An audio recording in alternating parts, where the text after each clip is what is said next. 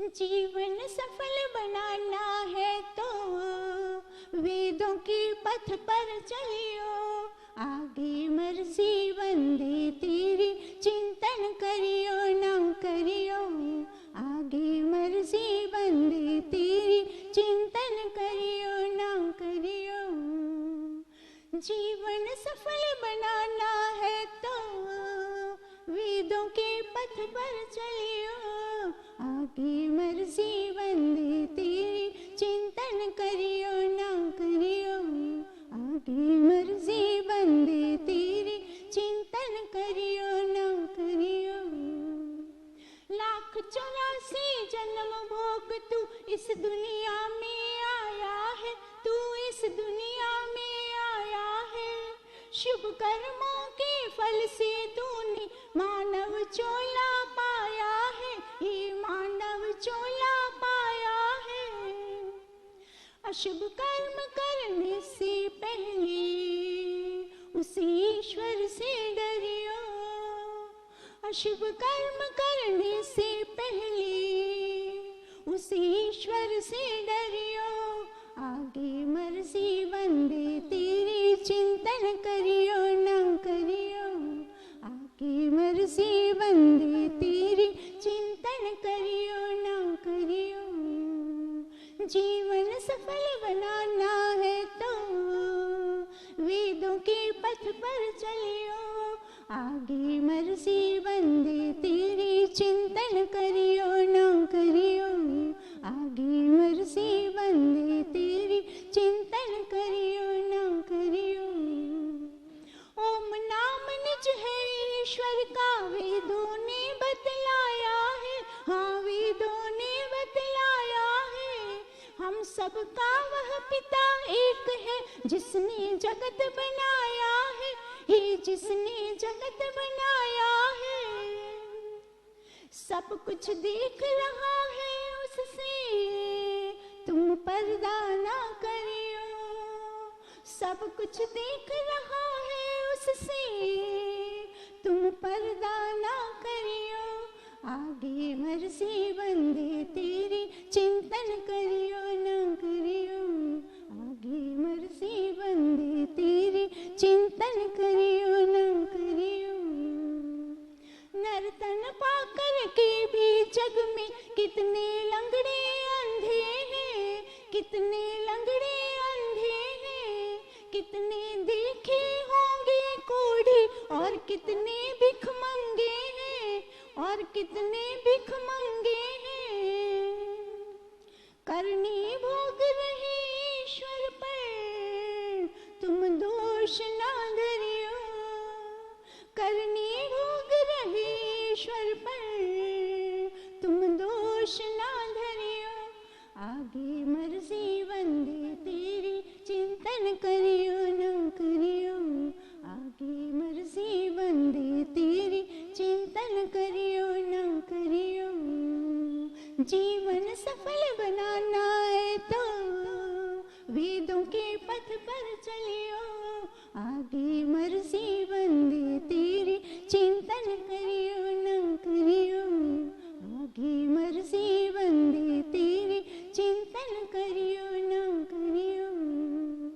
सबको प्रेम करो खुश होकर जब तक जग में रहना है, सबको प्रेम करो खुश होकर जब तक जग में रहना है, इस जग में जब तक रहना है। मनुर्भव को भूल न जाना ईश्वर का ये कहना है, मनुर्भव को भूल न जाना ईश्वर का ये कहना है, मेरे ईश्वर का ये कहना है। बंदा होकर काम पशु से अरे साहिल ना करियो, बंदा होकर काम पशु से अरे साहिल ना करियो, आगे मर्जी बंदे तेरी चिंतन करियो ना करियो, आगे मर्जी बंदे तेरी चिंतन करियो ना करियो।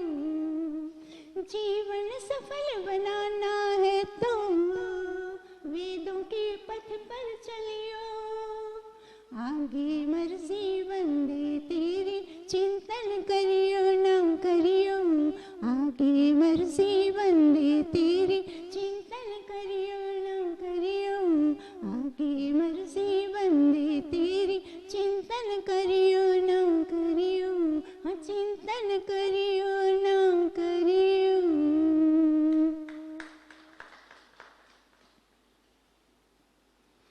अब नाना प्रकार के भजनों के माध्यम से हमारे वेद में भी जैसे 4 वेद, अनेक विविध प्रकार के मंत्रों के माध्यम से ईश्वर का और विद्वानों का सबका हेतु तो एक ही है। क्या कि ये जो सुंदर मानव जीवन मिला वो सार्थक बने तो बने कैसे? सबका जीवन सार्थक बनाना। इस हेतु से वेद में ईश्वर ने भी सारी बातें बता दी, और जो विद्वान है सारे साधु संत ऋषि मुनि अनेक प्रकार से, मुख्य सार तो यही बनता है कि मानुष जन्म मनुर्भव, मनुर्भव जन्या दैव्यम जन्म। हमारा मंत्र भी वही चल रहा है और भजन का जो विषय है वो भी वही है। तो ये सारे लोग बता क्या रहे हैं कि मनुर्भव, मनुष्य बन। आज हम देखते हैं संसार में सब कुछ हो रहा है, सारी बातों के निर्माण की योजनाएं होती है, पर दुर्भाग्य मनुष्य निर्माण की कहीं कोई योजना सरकारी या गैर सरकारी कहीं नहीं हो रही। हर जगह पे पशुओं की पक्षियों की नस्लों की योजनाएं, फिर खाद्य पदार्थों की, कृषि की, आदि आदि सारी योजनाएं बन रही है, सारी योजनाएं बनाई जा रही है, पर केवल मनुष्य का निर्माण करने की योजना कहीं नहीं बनाई जा रही। सारे विश्व से एक ही ध्वनि सुनाई दे रही है। क्या ध्वनि सुनाई दे रही है कि हाड़ मांस के मानव मनुष्यों का तो अंबार लगा है, पर मानवता युक्त मानव का अकाल पड़ा है। कहीं भी मानव दिखे नहीं दिखता। तो ये मानव कैसे दिखे और कैसे, इसका एक सुंदर दृष्टांत यूनान के एक महान प्रसिद्ध दार्शनिक डायगोनिस बड़े प्रसिद्ध विद्वान थे। तो एक बार वो क्या कर रहे हैं, दिन में प्रकाश में, दिन में लालटेन लेकर के और इधर उधर आंखें फाड़ फाड़ के कुछ तलाश रहे हैं, ढूंढ रहे हैं। अब सारे व्यक्ति आश्चर्यचकित कि इतना बड़ा महान विद्वान तो दिन में लालटेन लेकर, और क्यों? तो कुछ व्यक्ति उनके समक्ष आए और पूछा कि आप इस तरह दिन में लालटेन लेकर के क्या ढूंढ रहे हैं? तब उस दार्शनिक ने, डायगोनिस ने क्या कहा कि मेरी एक वस्तु खो गई है, मैं उसको तलाश रहा हूँ। तो पूछा गया आपका क्या खो गया है? तब वो कहता है मानवता खो गई है, मैं मानवता को ढूंढ रहा हूँ। तब उसमें कुछ मन चले युवक भी होते हैं ना, भीड़ कुछ भी होता है घटना तो सारे लोग एकत्रित हो जाते हैं। तो कुछ मन चले युवकों ने प्रश्न किया, क्या हम आपको मानव नहीं दिखते? तब डायग्नोस ने क्या उत्तर दिया, ना, आप में से कोई सेवक है, कोई मालिक है, कोई मजदूर है, कोई ग्राहक है, कोई व्यापारी है, कोई वकील है, कोई क्या है, मतलब इस तरह से आप ये सब हैं। कोई वैद्य है, कोई डॉक्टर है, कोई इंजीनियर है, मानव कोई नहीं। तो आज मानवों का अकाल पड़ा है। अब ये मानव कैसे बनेगा? तब हमारे वेद ने, वेद का उद्घोष क्या है, आज क्या उद्घोष है? मनुर्भव। तो यह मनुर्भव का सुंदर उद्घोष आर्य समाज का जब से जन्म हुआ तब से यह आर्य समाज इसी उद्घोष को सारे विश्व में प्रचार प्रसारित कर रहा है और सारे विश्व में मानव निर्माण की लहर जागृत कर रहा है। लहर जागृत हो रही है। आज सबकी आंखें आर्य समाज की ओर है कि ये आर्य समाज मनुष्य को बनाने का, मानवता को बनाने का एक कारखाना है, जहां उसको सद्गुणों से युक्त करके, मानवता से युक्त करके मानव का निर्माण होता है। इतना बड़ा दायित्व हमारे आर्य समाज पर है और वह सत्य है। हमारे आर्य समाज की क्योंकि स्थापना करने वाला कौन था? महर्षि दयानंद सरस्वती। हमारे ऋषि जैसा युगों युगों में आज तक न कोई हुआ न कोई होगा। इतना तेजस्वी, पराक्रमी और परिश्रमी सच्चा योगी, जिसने पूरा जीवन मात्र इस उद्घोष को निर्माण करने में लगाया। मनुर्भव, इस संसार में जो मानवों का उन्होंने, उनके गुरु ने कहा था, अंधकार छा गया है, चारों तरफ अंधकार, मानवों का अकाल, जहां देखो जहां अराजकता फैली हुई है, अन्याय इतना फैला है, उसको दूर करने के लिए हमारे ऋषि ने क्या किया? सारा जीवन, कितना उनका जीवन का काल कितना कम रहा, 59 वर्ष में तो चल बसे। उनसे हमने, उनका जीवन तक हमने छीन लिया।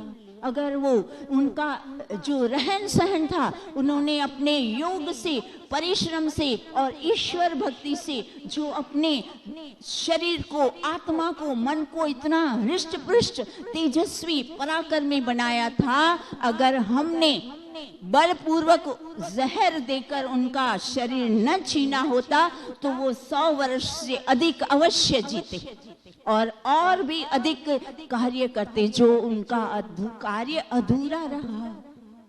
लास्ट अंत के 10 वर्षों में तो महर्षि को जैसे अपना समय आता दिख रहा था। उनका 10 वर्ष, पिछले के 10 वर्ष ने जिन भी व्यक्तियों ने उनको उपदेश सुना, उनके दर्शन किए, उनके जीवन में तो महापरिवर्तन आया। ये जो करोड़ों मानवों को मानव बना गए, जो हम कल दृष्टांत सुने थे ना कि एक जलता दीपक करोड़ों बुझे दीपकों को जला सकता है। ये कार्य हमारे महर्षि ने करके सिद्ध करके दिखा दिया।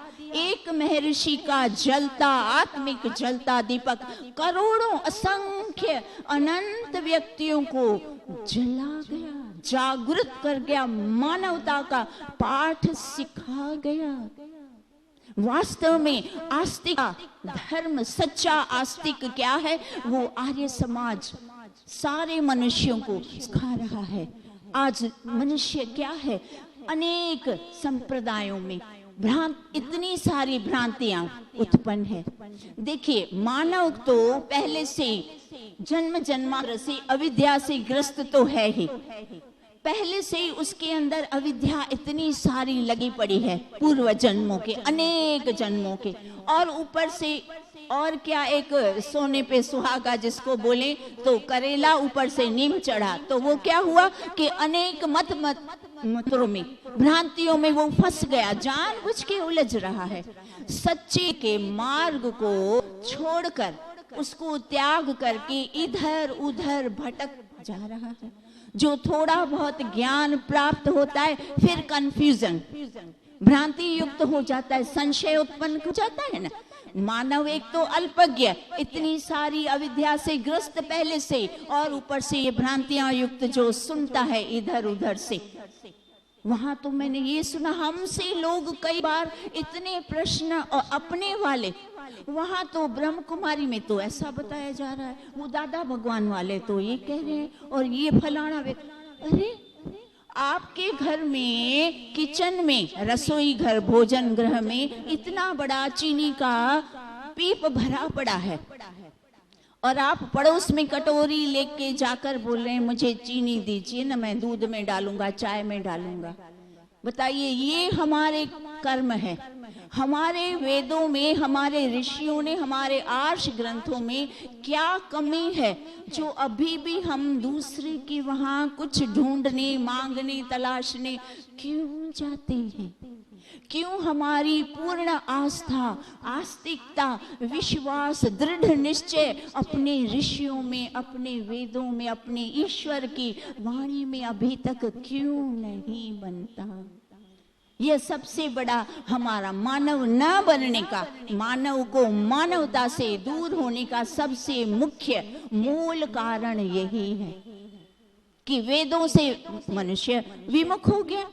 अब वेदों से विमुख हो गया तो फिर क्या हो गया? मनुष्य का जीवन असंयमित हो गया। कुछ भी संयम नहीं, नियम संयम जो वेदों ने बताए वो तो उससे छूट गए ना, क्योंकि उसने उससे तो पीछा ही छुड़ा दिया इधर उधर सब जगह, क्योंकि उसके पास समय तो है इतना सारा थोड़ा। अब थोड़ा समय या तो यहाँ आएगा या वहां जाएगा, और उसकी बुद्धि भी थोड़ी है, या तो यहाँ सुनी हुई बात पे विश्वास करेगा या तो फिर वहां की सुनी हुई बात पे विश्वास करेगा। उसमें उसका दोष नहीं, क्योंकि वो अल्पज्ञ है। इसीलिए उसको सही निर्णय एक बार लेना पड़ेगा कि सत्य को ग्रहण करके असत्य को छोड़ना है। हमारे महर्षि दयानंद सरस्वती ने जो 10 नियम आर्य समाज के संत बनाए, वो सिद्धांत पूरे सार्वभौमिक हैं, पूरे संसार में वो सिद्धांत लागू होते हैं। कहीं भी ऐसा नहीं कि किसी देश में उस सिद्धांतों का उल्लंघन किया जा सके। सारे के सारे मान्य हैं। 10 के 10 नियम पर अगर आज मानव चलने लगे तो वो सच्चा मानव, अच्छा मानव बन के अपना जीवन सार्थक बना सकता है, आस्तिक बन सकता है। मनुष्य का सबसे बड़ा दुर्भाग्य क्या है कि वो ईश्वर को नकार दिया, वो ईश्वर को मानता ही नहीं। वो सोचता है नहीं, ईश्वर की कोई आवश्यकता नहीं। सच्ची आस्तिकता ईश्वर को मानने में है, ईश्वर को जानने में है, और ईश्वर को मानना जानना, ये दृढ़ विश्वास वेदों की पढ़ाई से, विद्या से होगा।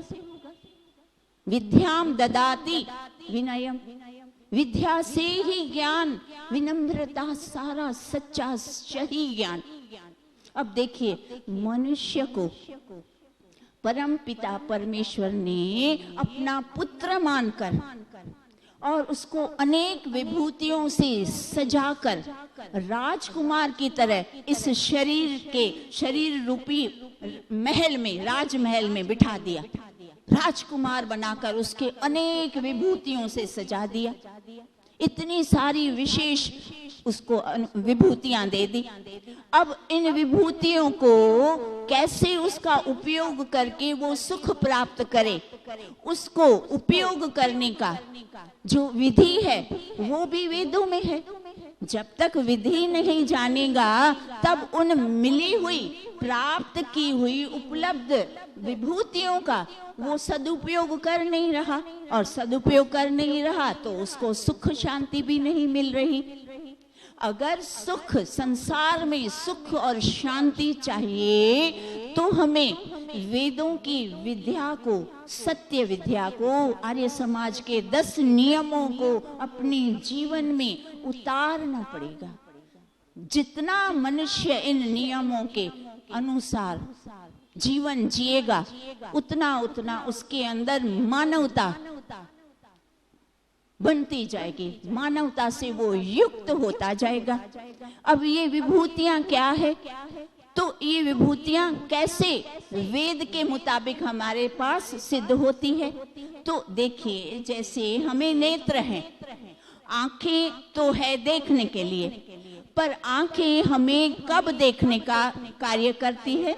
जब सूर्य का प्रकाश होता है। सूर्य का प्रकाश है तब हमें आंख कार्य करती है दिखाने का। तो वैसे ही जो इतनी सारी विभूतियां ईश्वर ने हमें दी है, उन विभूतियों को देखने के लिए हमें वेद प्रकाश दिया। वेद सूर्य का प्रकाश है। जैसे सूर्य आंख का प्रकाश, वैसे हमारी विभूतियों का उपयोग, सदुपयोग करने का प्रकाश वेद है। तो वेद के प्रकाश में इन विभूतियों का हम सदुपयोग कर सकते हैं। इन विभूतियों का मानव उपयोग तो करता है, पर पता है कैसा करता है? उपयोग न करके भ्रांतिवश, अज्ञानवश, अल्पज्ञतावश दुरुपयोग अधिक करता है। सदुपयोग कम और दुरुपयोग अधिक करने से फिर क्या हो जाएगा? संसार में अशांति हो जाएगी ना, दुख आ जाएगा। जो हम चारों ओर देख रहे हैं, संसार में अशांति और दुख दूर करना। तो इन विभूतियों को हम संक्षिप्त में समझने का थोड़ा प्रयास करते हैं, दोहराते हैं। सुनना क्या है, हम यही बातें कितनी बार अनेक विद्वानों के मुख से यही बातें तो सीखनी है, क्योंकि हमें, हमारा फोकस क्या है? अपने जीवन की सार्थकता, मानवता। और इसका एक मुख्य कारण मैं बता दूं कि इसका सुंदर परिणाम पता है क्यों नहीं आता? तो सबसे अधिक त्रुटि प्रत्येक मानव की क्या है कि वो जो कुछ भी सुनता है वो क्या समझता है कि ये जो कुछ भी सुनाया जा रहा है ना, वो मेरे लिए नहीं, इनके लिए है। हाँ, दूसरों के लिए है।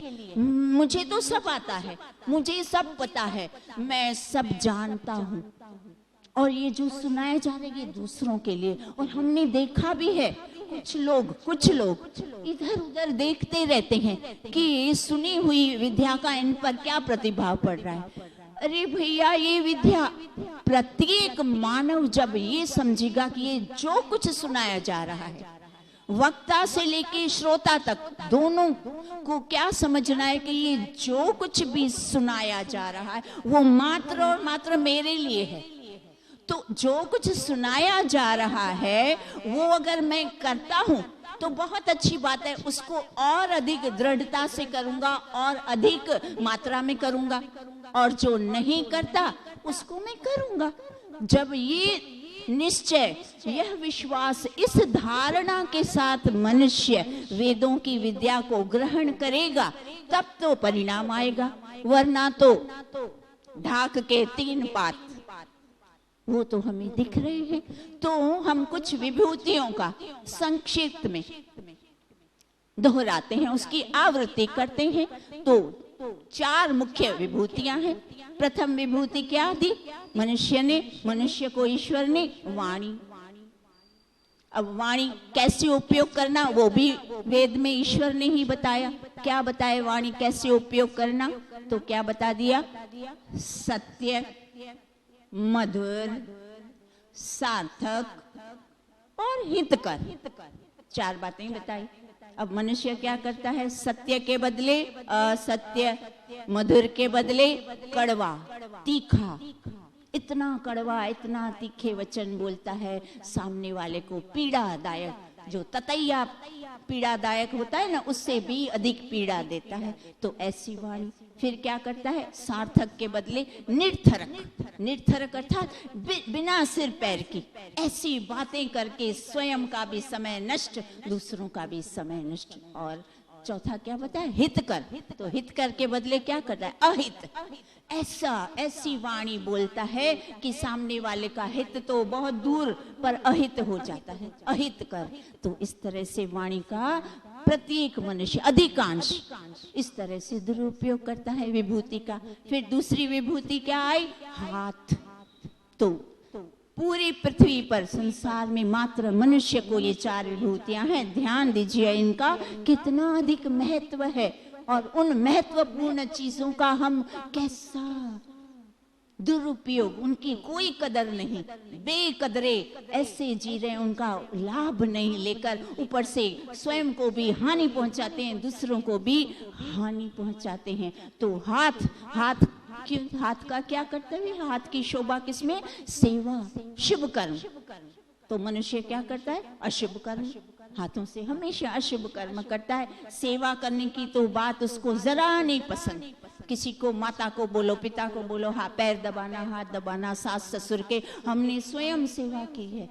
नियम था, सोते समय पहले सासू जी के पैर दबाना, फिर सासू जी की सासू जी थी उनके भी पैर दबाना, ससुर जी के नाखून कटवाते थे, हफ्ते में एक बार नाखून काट दो, नेल कटर लेके आओ, सबके बड़ों के नाखून। सेवा हाथों से, बड़ों की सेवा में लाभ है ना, कितना लाभ। उस वक्त वर्तमान परिस्थिति में जब जब ये सेवा की, आप सोचो बड़ों कितना प्रसन्न, कितना आशीर्वाद और कितना पुरस्कृत भी करते हैं। ऐसा नहीं कि कोरी कोरी खाली आशीर्वाद देते हैं, पुरस्कार भी खूब दे देते हैं। सेवा के बदले में पुरस्कार भी देते हैं, प्रेम देते हैं और सब कुछ देते हैं। तो इस तरह से हाथों की शोभा शुभ कर्म में, और मनुष्य अशुभ कर्म कर रहा है, उल्टा कर रहा है, अशुभ कर्म कर रहा है। और सेवा तो बिल्कुल नहीं, ना ना ना, ये तो आज कहीं रिवाज ही नहीं रहा। ये तो पुराने लोगों की बातें, ये अब किसी घरों परिवारों में बहुत कम, गिने चुनों में शायद होगी। हमने तो अधिकांश ये सब बातें छूटी गई है। फिर तीसरा क्या आया? वाणी, हाथ, और तीसरा आया बुद्धि। अब बुद्धि भी मात्र मनुष्य के पास है। तो बुद्धि का क्या कर्तव्य है? बुद्धि को सत्य बुद्धि, शुद्ध बुद्धि बना के सत्य और असत्य में तफावत, उसका भेद समझ के ठीक ठीक निर्णय लेना। तो मनुष्य क्या करता है? बुद्धि को सत्य बुद्धि न बनाकर उसने बुद्धि अशुद्ध बना दी। क्योंकि बुद्धि शुद्ध कहाँ से बनेगी? बुद्धि शुद्ध बनेगी शुद्ध प्रकाश से। शुद्ध प्रकाश क्या? वेदों का शुद्ध ज्ञान। तो वेदों का शुद्ध ज्ञान तो सुनता ही नहीं, और जितना सुनता है तो वो सोचता है ये मेरे लिए नहीं। इसीलिए क्या, वो कोरा का कोरा रहा, उसकी बुद्धि शुद्ध हुई नहीं। तो बुद्धि शुद्ध हुई नहीं तो वो जितने भी निर्णय लेता है अपने जीवन में, वो सारे के सारे निर्णय उसके गलत होते हैं, ठीक नहीं होते। वो सत्य को असत्य समझ रहा है और असत्य को सत्य समझ रहा है और निर्णय ठीक नहीं ले रहा। तो बुद्धि का भी वो दुरुपयोग कर रहा है। तो चौथा क्या आया? कर्म करने की स्वतंत्रता। मनुष्य को ईश्वर ने क्या बनाया? पूर्ण स्वतंत्रता दे दी। तू स्वतंत्र है। अभी भी भजन में भी वही बात चली ना, तेरी मर्जी। तू विचार करे, चिंतन मनन करे ना करे, तेरी मर्जी है भैया। करेगा तो लाभ, नहीं करेगा तो हानि तो आएगी। अब मनुष्य ने इसका अर्थ ही उल्टा कर दिया। वो क्या बोलता है? वेद में ऐसा कहाँ लिखा है कि करना पड़ेगा?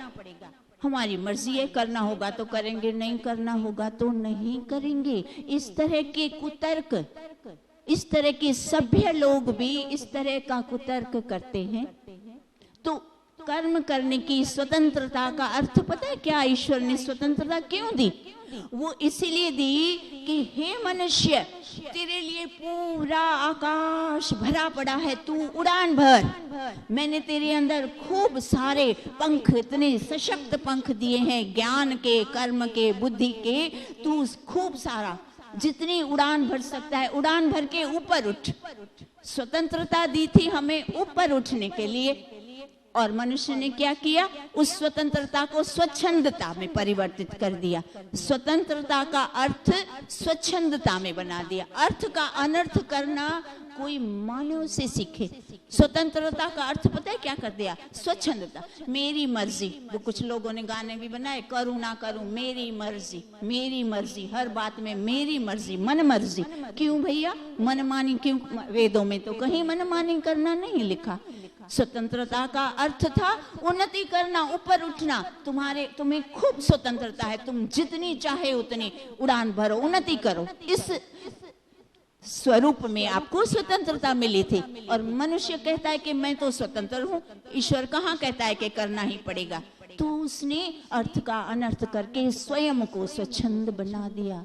अपनी मनमानी करके अज्ञान से ग्रस्त होकर स्वयं भी दुख प्राप्त कर रहा है और सारी समाज को दुख।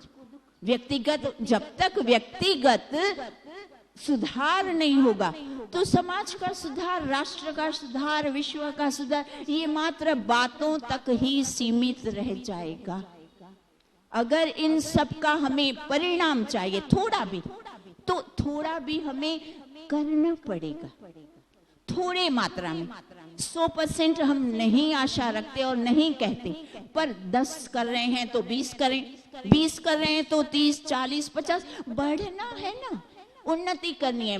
आपका बालक प्रथम प्राइमरी में फर्स्ट में बैठा रहे, आपको अच्छा लगेगा? लगाओगे 10-20 खींच के, अरे क्या है 2 बार फेल हुआ, 3-4 कितनी बार, पागल है क्या? बताइए, ईश्वर हमारा माता पिता इतनी सारी सुविधाएं देने के बावजूद पश्चात हम भी वही प्राथमिकता, प्रथम सीढ़ी में बस सुनना, प्रसन्न हो जाना नियम बनाया। सुनना बहुत अच्छा नियम है, बिल्कुल बुरा नहीं। आज सुनता कौन है? प्रथम सीढ़ी तो चढ़नी पड़ेगी। सुनना अति आवश्यक, पाया है, मूल है श्रवण। तो सुनना तो बहुत अच्छा है, पर उसके बाद आगे आगे सीढ़ियां भी तो पार करनी है। वहीं बैठ गए, आगे नहीं बढ़ना। सुन रहे हैं, बहुत आनंद आ रहा है, बहुत अच्छा, हमारा वेद बहुत अच्छा, उपदेश बहुत अच्छा, विद्वान भी अच्छे, ऋषि भी अच्छे, उनको मान देते हैं, प्रेम देते हैं, सम्मान करते हैं, सब कुछ करते हैं, पर आगे नहीं बढ़ते। सीढ़ियों से ऊपर जाना पड़ेगा, थोड़ा थोड़ा, एक एक सीढ़ी चढ़नी तो पड़ेगी ना इसी जन्म में। आगे की नहीं सोचना कि आगे आगे क्या होगा, हमें कुछ नहीं पता, वो हमारे हाथ की। अभी ये बाजी तुम्हारे हाथ में, जीती हुई बाजी को हम क्यों नहीं जीत लेते?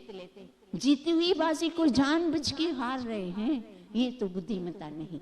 तो हमें इसी जन्म में जबरदस्त, हमारे ऋषि ने कितने कम समय में, उनसे तो प्रेरणा ले, कितना कम समय मिला, और इतने कम समय में कितना युगों युगों का कार्य इतने कम समय में किया।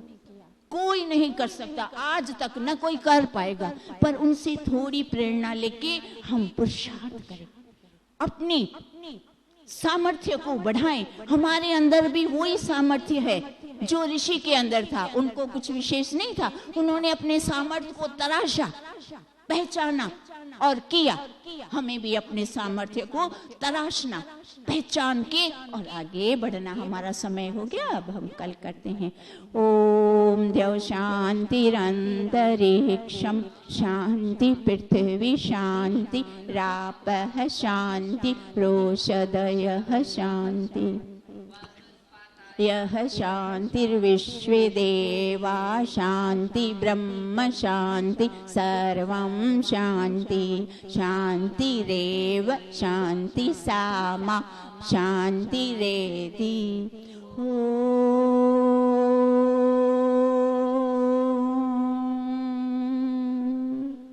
शांति शांति शांति। सर्वेभ्यो